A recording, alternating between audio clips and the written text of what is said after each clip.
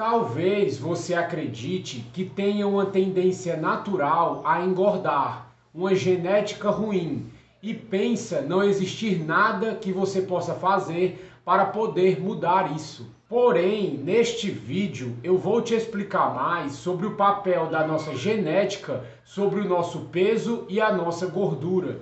E eu vou te dar uma solução para você poder resolver esse problema. Então, se você ficou interessado, relaxe, respire fundo, abra a sua mente e vamos começar.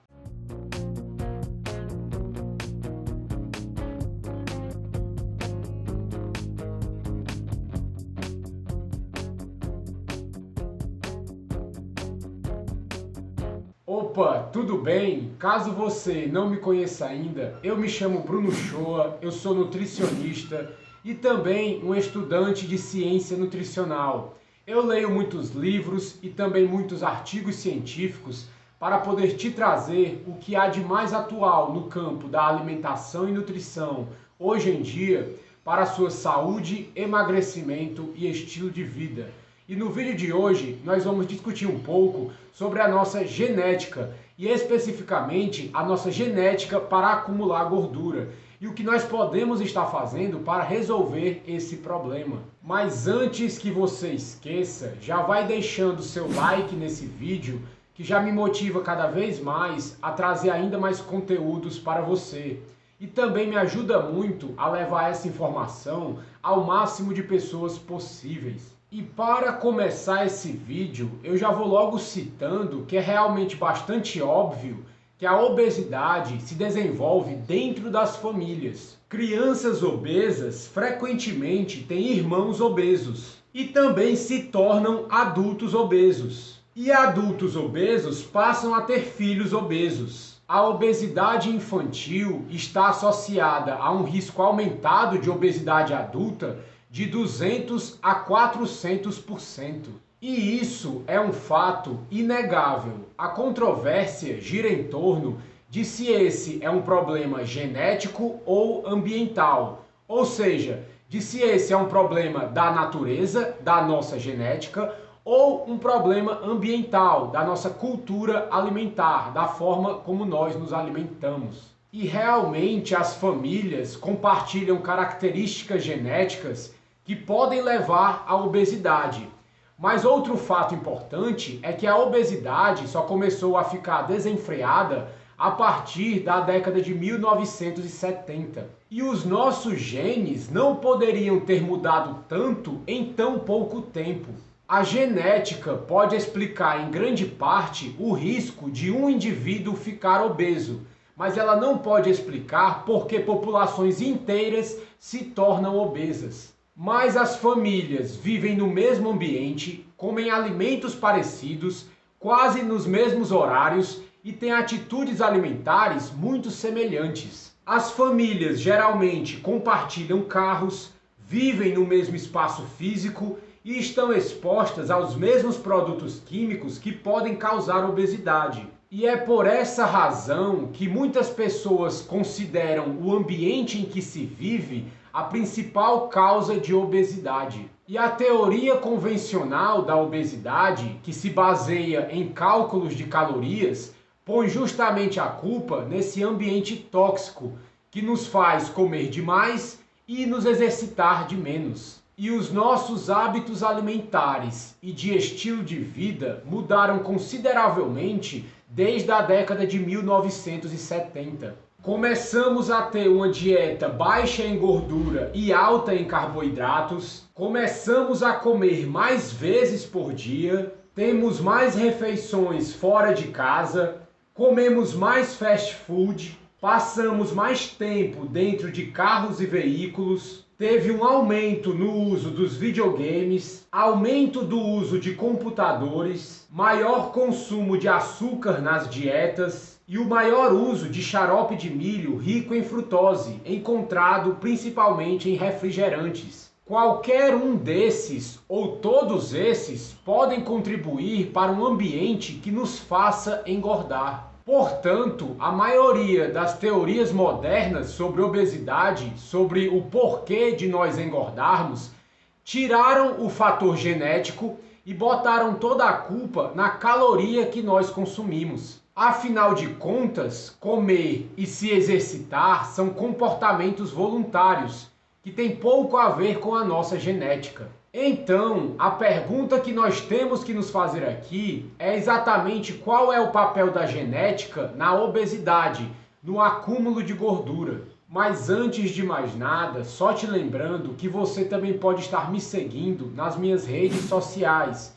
Em cada rede social eu te dou dicas diferentes de como emagrecer de uma forma mais fácil e mais rápida e assim conseguir alcançar a sua melhor versão. E o método clássico para poder estudar fatores genéticos e fatores ambientais é nós estudarmos famílias adotivas, porque aí nós tiramos completamente a genética da equação. Quando nós comparamos filhos adotivos com seus pais biológicos e os seus pais adotivos, nós podemos isolar os fatores ambientais. O Dr. Albert Stankard realizou alguns dos clássicos estudos genéticos da obesidade. Ele estudou 540 dinamarqueses adotados, comparando esses dinamarqueses com seus pais adotivos e os seus pais biológicos. E se caso os fatores ambientais fossem mais importantes, os filhos adotivos pareceriam mais com seus pais adotivos.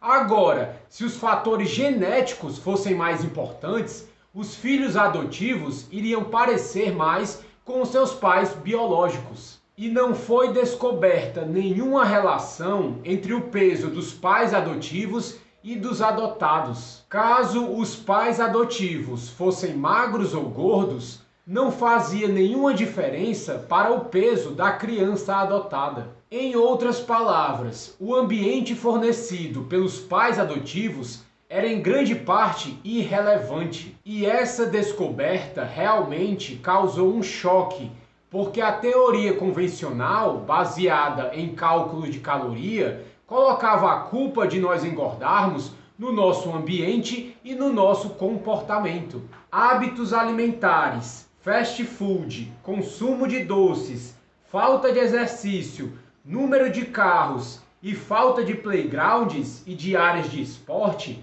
eram considerados cruciais no desenvolvimento da obesidade. Porém, foi visto que eles não desempenham praticamente nenhum papel. E, na verdade, os filhos adotados mais gordos eram os que tinham os pais adotivos mais magros. Agora, quando nós íamos comparar as crianças adotadas com os seus pais biológicos, nós conseguimos um resultado completamente diferente. Nesse ponto, houve uma correlação forte e consistente entre o peso das crianças e os seus pais biológicos. Os pais biológicos tinham pouco ou nada a ver com a educação dessas crianças, como elas se alimentavam ou se praticavam ou não atividade física. Porém, a tendência dessas crianças engordarem acompanhou a genética dos pais como patinhos rumo ao lago. Em outras palavras, quando você tirava um filho dos seus pais obesos e o colocava em uma casa com uma família magra, mesmo assim essa criança se tornava obesa. Estudar gêmeos idênticos separados é outra estratégia clássica para distinguir fatores genéticos de fatores ambientais. Os gêmeos idênticos compartilham material genético idêntico e os gêmeos fraternos compartilham 25% de seus genes. Em 1991, o Dr. Stankard examinou gêmeos fraternos e idênticos criados juntos e separados. E a comparação do peso desses gêmeos que estavam separados iria determinar o efeito dos diferentes ambientes. E os resultados produziram outra onda de choque na comunidade de pesquisa sobre obesidade. Eles viram que 70% da variância da obesidade é familiar. Ou seja, 70% da sua tendência de engordar, acumular gordura, é determinada pela sua genética, vem de família, é herdada. Porém, contudo, todavia, também fica imediatamente claro que a nossa herança genética não pode ser o único fator que leva a essa epidemia de obesidade. A incidência de obesidade tem sido relativamente baixa e estável ao longo de décadas. Essa epidemia de obesidade começou a se materializar dentro de uma única geração. E os nossos genes não mudaram nesse período curto de tempo. Então, como é que nós podemos explicar essa contradição? E a primeira tentativa para poder explicar a base genética da obesidade foi a hipótese do gene econômico, que se tornou bastante popular na década de 1970. Essa hipótese pressupõe que todos os seres humanos estão evolutivamente predispostos a ganhar peso, como um mecanismo de sobrevivência. E o argumento que eles utilizavam para essa hipótese era mais ou menos esse. Na era paleolítica, na Idade da Pedra, a comida era escassa e também difícil de ser obtida. E como nós bem sabemos, a fome é um dos instintos humanos mais poderosos e básicos. Esse gene econômico nos obrigaria a comer o máximo possível, e essa predisposição a ganhar peso nos daria uma vantagem em termos de sobrevivência. Aumentar a nossa reserva de alimento no corpo, que seria a nossa gordura, nos garantiria maior chance de sobrevivência em algum momento que tivesse escassez ou ausência de alimento. E aqueles indivíduos que tinham uma genética mais adaptada a queimar calorias em vez de acumular calorias, foram eliminadas ao longo da evolução. No entanto, esse gene econômico está mal adaptado ao nosso mundo moderno, porque nos causa obesidade e outras doenças. Porém, essa teoria apresenta vários problemas e hoje em dia ela já deixou de ser levada a sério. E o problema mais óbvio é que na natureza a nossa sobrevivência depende de que nós não tenhamos nem muita nem pouca gordura, porque um animal mais gordo vai ser mais lento e menos ágil do que o seu semelhante mais magro. Consequentemente, os predadores vão preferir as presas mais gordas e mais lentas do que aquelas mais magras e mais ágeis, que vão ser mais difíceis de serem caçadas. E da mesma forma, predadores mais gordos iriam achar muito mais difícil pegar presas mais magras e mais rápidas. A gordura corporal nem sempre proporciona uma vantagem de sobrevivência. Muito pelo contrário, com frequência proporciona uma desvantagem significativa. Quantas vezes você já viu uma zebra ou uma gazela gorda? Ou então leões ou tigres gordos? Eu, pelo menos, nunca vi. A suposição de que os seres humanos estão geneticamente predispostos a comer em excesso está errada, é incorreta. Assim como existem sinais hormonais do nosso corpo indicando que nós estamos com fome para nós podermos comer algum alimento, também existem sinais hormonais do nosso corpo indicando que nós já estamos saciados, estamos satisfeitos, para evitar que nós comamos em excesso. Pense aqui comigo naqueles buffets de coma à vontade. É impossível nós comermos sem parar, porque vai chegar um momento que nós vamos ficar cheios. E se mesmo quando nós estamos cheios, nós insistimos em comer ainda mais, isso pode nos deixar enjoados e até mesmo nos fazer vomitar. Não existe uma predisposição natural para nós comermos em excesso. Muito pelo contrário, existe uma proteção natural que nos impede de fazer isso. Essa hipótese do gene econômico pressupõe que a falta crônica de alimento ao longo da evolução foi o que impediu a obesidade. Porém, muitas sociedades tradicionais tiveram comida abundante durante o ano todo, como os Tokelau, uma tribo remota no Pacífico Sul, que vivia de coco, fruta-pão e peixe, que estavam disponíveis durante todo o ano. E independente disso, a obesidade era desconhecida entre eles, até que a industrialização e a ocidentalização mudou a sua dieta tradicional. E mesmo na América do Norte, nos Estados Unidos, a fome tem sido muito incomum desde a Grande Depressão. E mesmo assim, a obesidade só começou a aumentar a partir de 1970. E nos animais selvagens, a obesidade é extremamente rara, mesmo com a abundância de alimentos, exceto quando ela faz parte do ciclo de vida normal, como acontece com os animais que hibernam. A abundância de alimentos leva ao crescimento do número de indivíduos de determinada espécie. Como tem mais alimento, eles podem procriar mais, mas isso não leva ao crescimento do tamanho desses animais. Pense em ratos ou baratas.